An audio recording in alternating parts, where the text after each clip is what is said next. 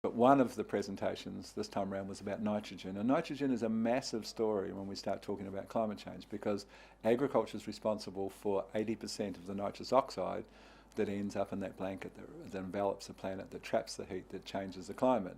And while it's only a small part of the pie, nitrous oxide from nitrogen mismanagement is 310 times more thickening of the blanket than the dominant gas CO2. So it's a huge story, and it's something we can improve so easily.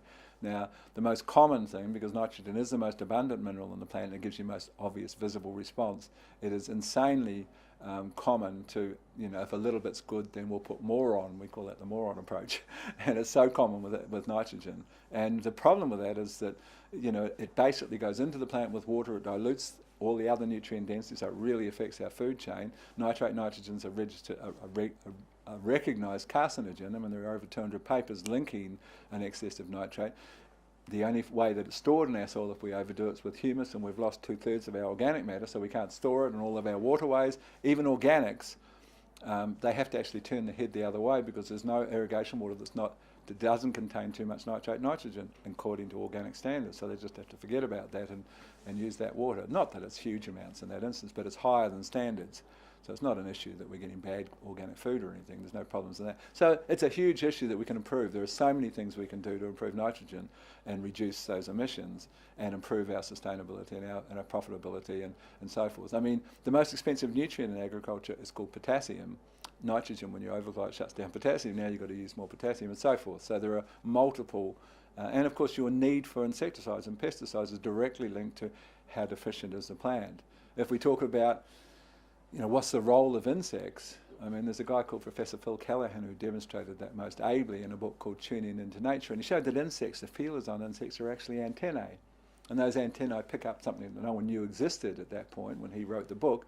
Plants emit infrared radiation, and a healthy, well-balanced plant sends out a steady zzz flow, and an unbalanced, particularly a nitrogen-packed plant that's diluted from the water that carried in the nitrogen, that sends a staccato, zzz, zzz, and the insect with that incredibly complex antenna, which is what its feelers are, picks up that staccato and says, yeah, that's me, and comes in and performs his role in the scheme of things. He's a garbage collector. Grow garbage, and the garbage collector arrives to take. And so it's a huge kind of penny-dropping paradigm shift to recognise that if you can avoid growing garbage and you can monitor that and keep the nutrient density up, then the insect pressure, and there are a bunch of monitoring tools you can use to, like a refractometer where you squeeze a little bit of juice from the plant leaf and you're measuring nutrient density, you're measuring the refractive index, light refracting through the dissolved solids in that sap.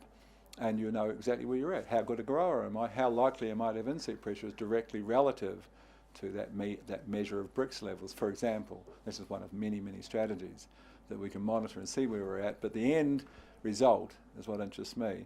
The end result is the World Health Organization look at degenerative disease, the major diseases that kill us. They couldn't find in a 7-year study a single disease without a nutrition link. Hugely linked to nutrition. A major problem in medical science is that you do a 7-year degree and you spend half an hour on nutrition, when we just found it's the root cause of all disease. So every disease has a nutrition link. And so we are what we eat. What we eat comes from a soil that's a shadow of what it used to be. Now we adopted this dumbed down concept several decades ago of, a German chemist burnt some plant matter and analysed the ash with the crude technology they had at that time to do that. Found it contained largely nitrogen, phosphorus and potassium. Said, look, we could make this in armaments factories and all of the things you used to do, spelling paddocks, green manure crops, animal manure, all of those things, we don't have to worry about that. We can put it on from a bag. And so began what's called the Npk Revolution, where with every crop, you take a little bit of everything from the soil and you put just 3 things back, and really amounts to a pitiful dumbing down of plant nutrition. And very shortly thereafter, when we began that sort of chemical experiment, very shortly thereafter, there was a huge increase in pest and disease pressure because plants use that broad spectrum of minerals to fire an immune system and to develop cell strength to give them some kind of resilience. So then we introduced the toxic rescue chemicals, and we've poured more and more on, and this is the figures, since the day we started, 10 decades ago, every year more. Last year 14.7% increase, the year before 14.1, the year before that 13.9. Every year more chemicals, and every year globally more pest and disease pressure. So it's literally the definition of unsustainable. You can't put more and more on for less and less response. That's where we're at. We've got to look at a different way. And that's what this nutrition farming, that I call it, is all about.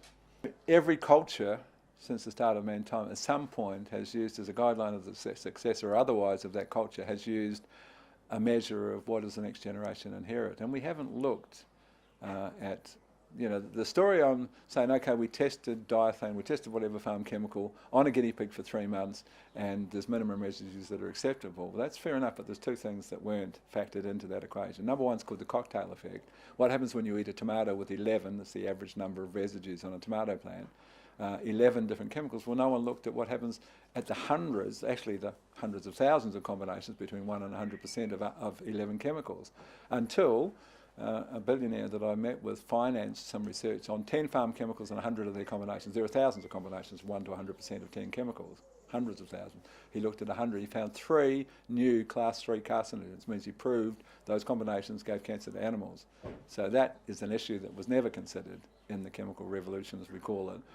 The second thing is called bioaccumulation. So the liver is geared to take care of contaminants. That's its role as a central player in the two-phase detoxification system. So whether that be a snake bite or whether it be arsenic or mercury, for example, all of which are natural, the liver's got a mechanism to begin the detoxification and neutralising that contaminant, but it has not seen the man-made chemicals. It looks at them and says, gee, that doesn't look good, and what it does is shuttle them off and store them in our fat cells.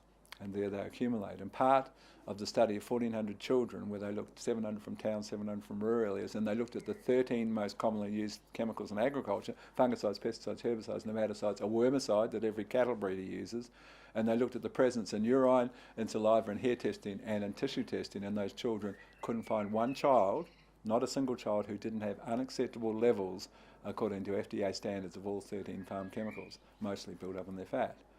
It's a real message for people eating confinement animals, because the crap that we feed them ends up in their fat and then it ends up in us. If you chew on the fat of the bacon, for example, because it accumulates in fat, no different with animals than us. The liver pumps it off, tries to keep it away from organs, and stores it in the fat.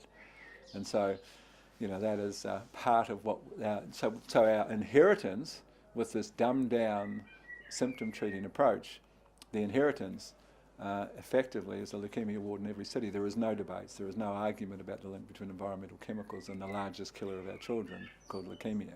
So if we can do it better, we need to be looking at that, and that's what this nutrition farming, what I try and teach, every aspect. In my courses we cover all sorts of things relative to the health of farmers.